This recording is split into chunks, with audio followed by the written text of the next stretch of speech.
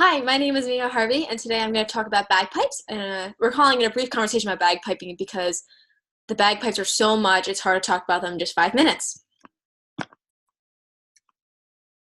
So what we're going to cover today is the brief history about it, how to play them, the basics of it, and what today's bagpipe is really like and how it relates to today.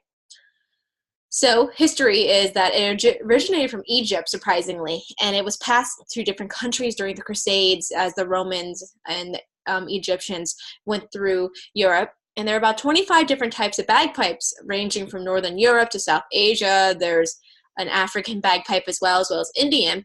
But the most popular today are the Great Highland bagpipes.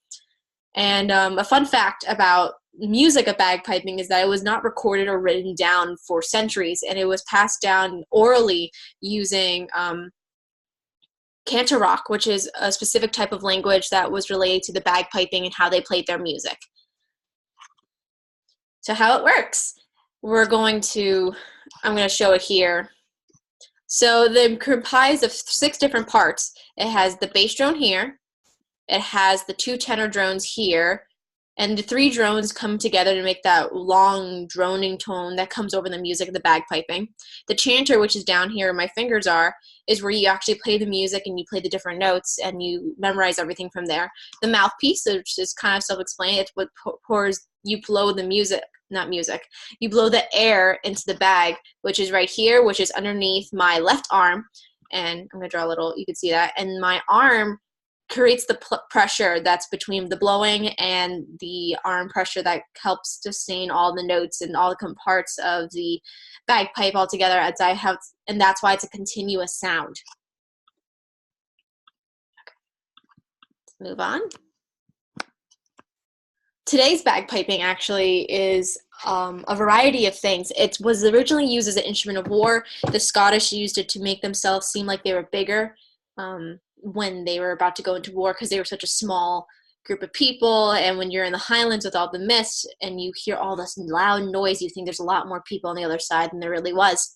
But today you can use them for competitions, which I do as a professional bagpiper. I compete around the country and the world. I was just in Canada last year and competed. You can do concerts. I've been to several bagpiping concerts. One of my favorite bands is the Red Hot Chili Pipers, which do today covers on today's popular songs. You can go into music education with it. I have many instructors that teach bagpiping in school systems, as well as I'm a bagpipe major here at Edinburgh University, as well as communications major. You can join different bands. I'm a part of several bands myself. Right here is the picture of the pipe band from Homecoming this past year at the Edinburgh University Parade.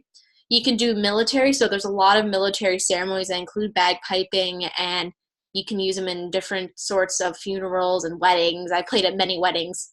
And, of course, ceremonies, like I said, they're well known at weddings. I've played many of them myself. Funerals, unfortunately, they're big in funerals, as well as concerts and all that jazz, as I said before. Some closing thoughts. The bagpipes embody tradition as well as the future. I am a first-generation bagpiper, technically. My father learned pipes with me, and so is my younger sister, so it's become a family tradition. And it the history dates back so much farther than just the Crusades. We just know that's just part of the written history, and it has such a huge presence in today's world. I know pipers from here in the U.S. to Scotland to even Asia, one in Shanghai, who plays with the Shanghai Police Pipe Band. Its complex nature and musicality and how you have to play with it and how you have to keep pressure and think of a million things at the same time while playing the music, and how it applies to today with today's schooling, education, how you can compete and do them in concert. I just came back this past semester from performing with Andre Rieu, which is a composer and violinist, and he's world renowned for everything, and he's from Holland, and he was doing his U.S. tour, and I had the opportunity to perform with a pipe band in one of his concerts. So piping today, as much as it was back then, is still relevant, and it's a huge deal, and I hope this gives you some more insight with our brief conversation about bagpiping. And here are my citations. Thank you so much for hearing me out today. If you have any questions, please let me know. I love talking about bagpipes.